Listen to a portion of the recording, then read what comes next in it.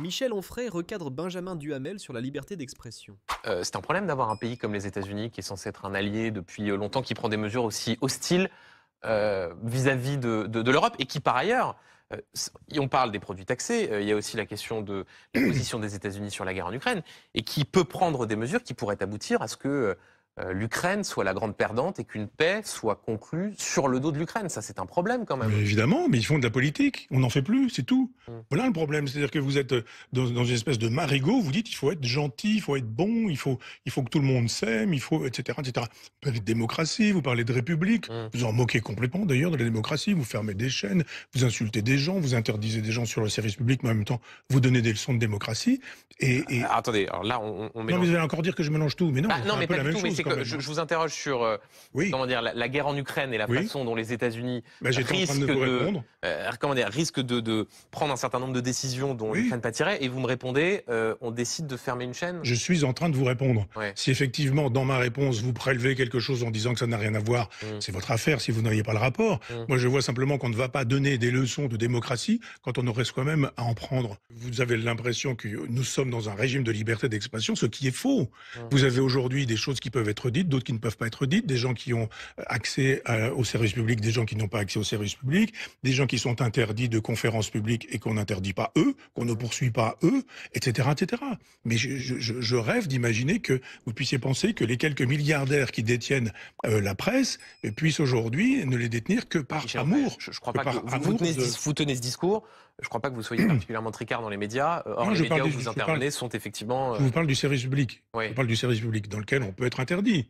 C'est quand même formidable. Vous êtes interdit de service public ? Ah ben oui, ça fait des années que je ne vais plus à France Inter, des années que je ne vais plus à France Culture. Vous pensez qu'on est dans un pays de liberté d'expression quand on interdit quelqu'un d'expression ? Enfin, en tout cas, je ne crois pas. Moi, je vous le dis. Que je vous donne factuellement. Vous soyez privé de tribune. Juste, je rebondis tout à l'heure. Non, je dis pas privé de tribune. Je dis sur le service public quand il est question de politique. Ah, on a pu me demander à France Inter d'aller parler des huîtres normandes. Là, il y a aucun problème. Je fais pas de politique. Donc, on pourra dire que en 8 ans, effectivement, on m'a entendu parler 3 fois. Vous avez tout à l'heure cité la fermeture d'une chaîne. Dans le cas d'espèce, la chaîne C8. Est-ce qu'il s'agit vraiment de liberté d'expression ? Puisque là encore, on peut regretter que les 400 salariés se retrouvent au chômage. On peut être opposé par principe au fait qu'une chaîne soit fermée. Mais ce dont il est question, c'est un certain nombre d'obligations qui n'ont pas été respectées. Ça fait 35 blâmes, mise en demeure d'une autorité de régulation. C'est plus de 7 millions d'euros d'amende. Il ne s'agit pas de liberté d'expression, il s'agit de règles. Quand des règles ne sont pas respectées, on peut les contester. Mais il y a des décisions, quand vous grillez un feu 35 fois ou quand vous faites des excès de vitesse, à la fin vous êtes sanctionné. Oui, j'ai bien compris, mais c'est quand même étonnant que certaines émissions soient écoutées par une dizaine de personnes et d'autres jamais par personne.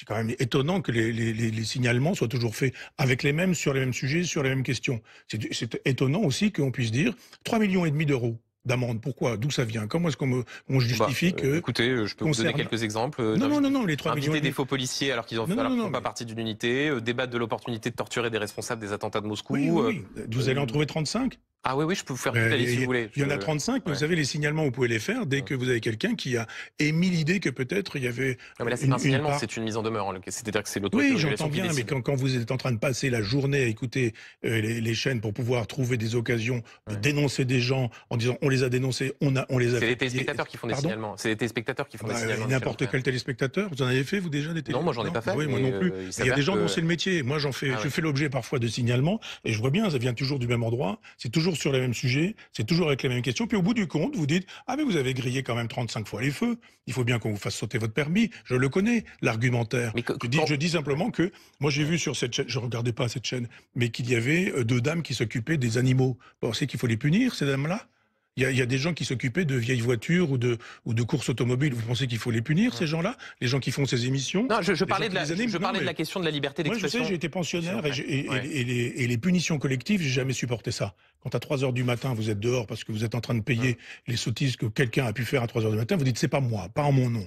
Alors je veux bien. Là, vous avez parlé de Cyril Hanouna. Je vois bien que il s'agit de faire exploser Cyril Hanouna. Non, c'était juste des faits.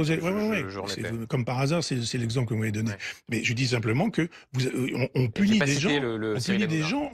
Pour être précis. Vous avez parlé des policiers. Des policiers. Voilà. Donc, en fait, tout le monde aura bien compris que les policiers invités, c'était des policiers. D'ailleurs, c'était pas si clair que ça. Mais enfin bon. Ah si, c'était des policiers qui se présentaient comme faisant partie de la Bravem, mais ils n'en faisaient pas partie. Une émission sur les animaux, ça saute. Ouais. William Lémergie, ça saute, bon. etc., etc. Je dis, mais c'est quoi cette punition collective?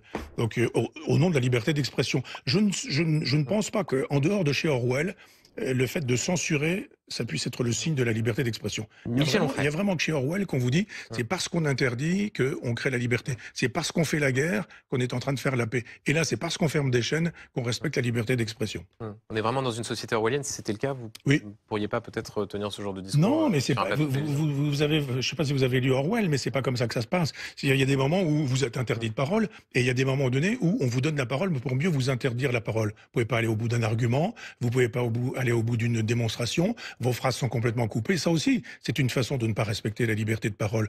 Donne ton avis en commentaire.